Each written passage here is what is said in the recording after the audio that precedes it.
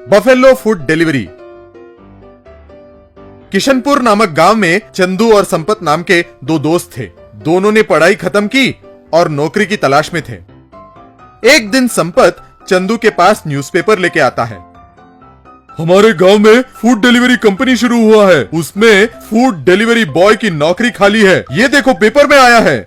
Chandu paper देखते हुए, food delivery क्या होता है?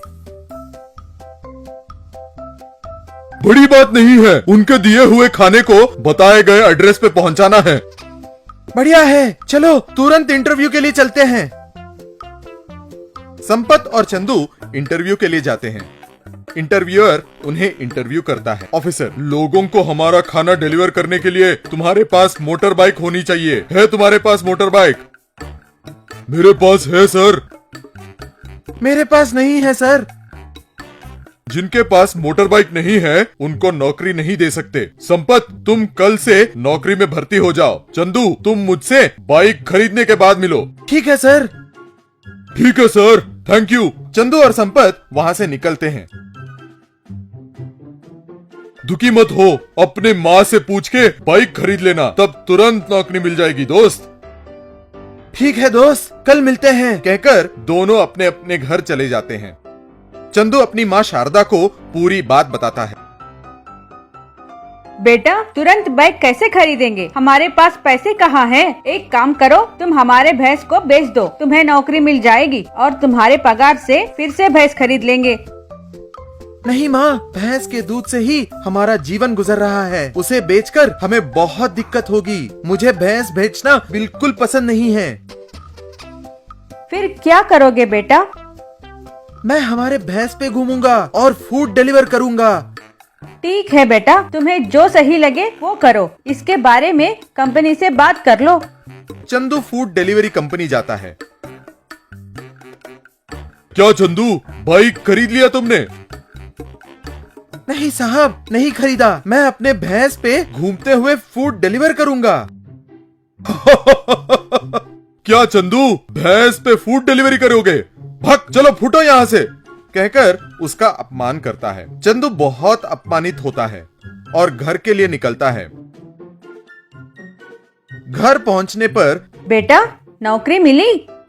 नहीं माँ, भैंस पे फूड डिलीवरी की बात सुनकर उन्होंने मुझे बहुत अपमानित किया। उन्हें फूड डिलीवरी चाहिए। उन्हें क्यों फर्क पड़ता है कि मैं कैसे डिलीवर करूंगा? उनको सबक सिखाऊंगा। हम ही खाना बना के डिलीवर करेंगे। ठीक है बेटा।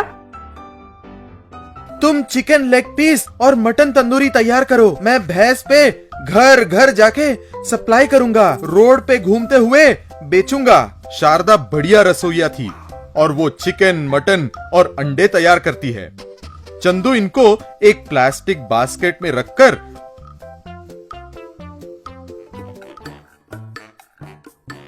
भैंस पे चढ़ाकर बेचने लगता है। सभी बहुत पसंद करते हैं इनका खाना और बहुत कम समय में चंदू को व्यापार में सफलता मिलती है। इससे फूड डिलीवरी कंपनी के सेल्स गिर जाते हैं।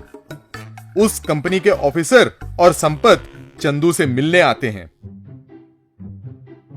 चंदू, तुम भी हमारी कंपनी ज्वाइन कर लो, तुम्हें हम नौकरी देंगे।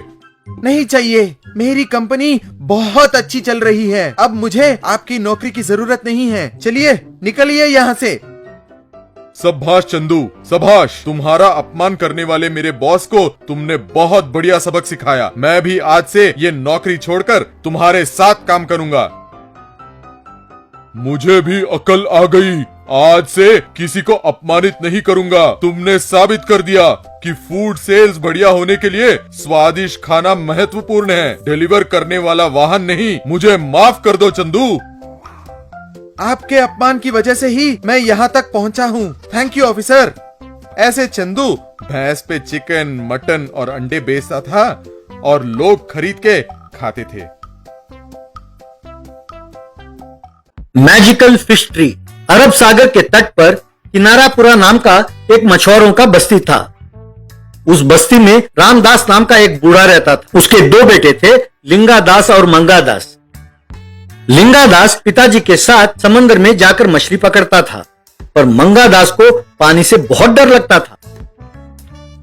एक दिन उसके पिताजी, बेटा मछुआरों के परिवार में पैदा होकर मछली पकड़ने से कतराओगे तो कैसे चलेगा? वैसे पानी से इतना डरते क्यों हो? तैरना सीखोगे तो काम हो जाएगा ना बेटा। बापू, वो तो पानी ऊपर गिरने के डर से नहाता भी नहीं है, सिर्फ गीले कपड़े से अपने आप को पोंछ लेता है। चुल्लू भर पानी ही पीता है वो, इतना डर है उसे पानी से। तैरना कब सीखेगा? कहकर उसकी खिल्ली उड़ाने लगा। उसे और क्यों डरा रहे हो? बेटा, तेरे लिए एक अच्छा रिश्ता आया है। लड़की बहुत सुंदर है, पर यदि उन्हें पता चला कि तुम मछली पकड़ना नहीं जानते तो वो तुम्हें अपनी बेटी नहीं देंगे बेटा। हमने उनसे झूठ बोला है कि तुम मछली पकड़ना खूब जानते हो। अगले महीने तुम्हारी शादी तय हुई है। अगर ये रिश्ता टूट गया तो जिंदगी में इससे अच्छा रिश्ता नहीं मिलेगा बेटा, सोच लो। यूं कुछ दिनों बाद राधिका नाम की लड़की से उसकी शादी हो गई।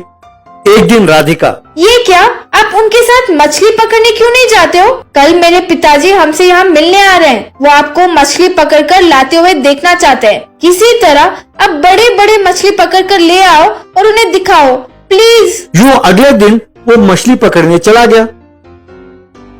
एक पेड़ के नीचे खड़ा होकर दूर दिख रहे समुद्र को देखकर, बाप रे समुद्र, हे भगवान, मेरे जिंदगी के साथ ऐसा क्यों खेल रहे हो आप? मैंने क्या पाप किया था?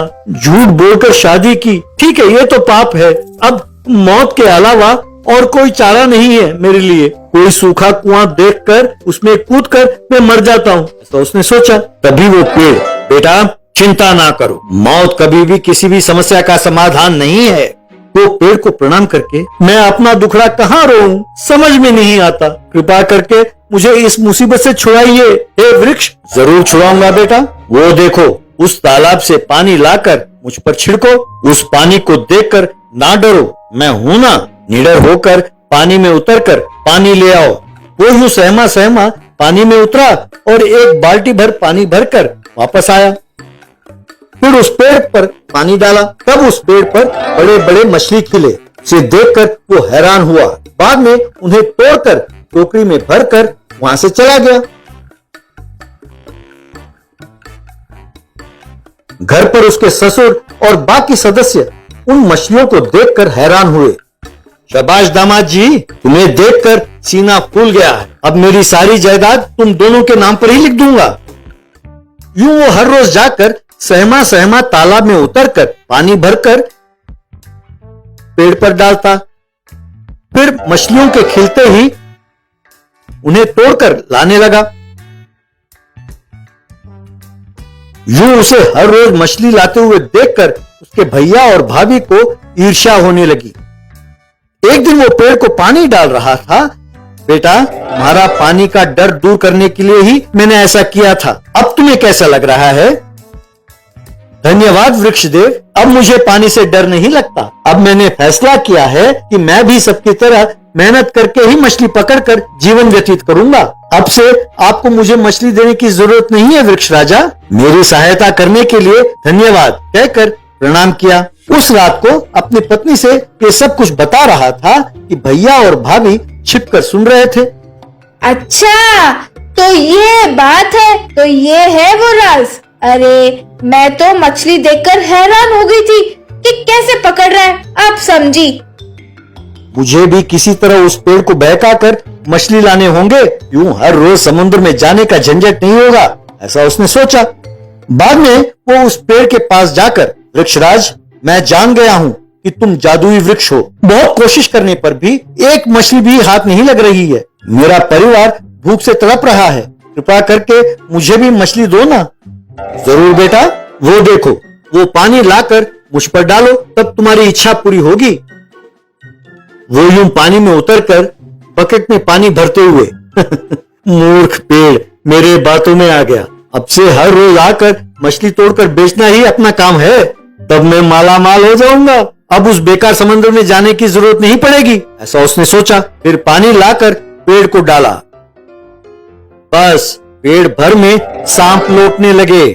वे नीचे गिरकर उसको घेरकर पुकारने लगे। वो भाग ना पाकर डर कर चीखने लगा, बाप रे, बाप रे, सांप, अरे मुझे कुछ ना करो, मैं आपके हाथ जोड़ता हूँ। हे वृक्षराज, मुझे माफ कर दो, मैं तुम्हारे हाथ जोड़ता हूँ, मैंने झूठ बोला था।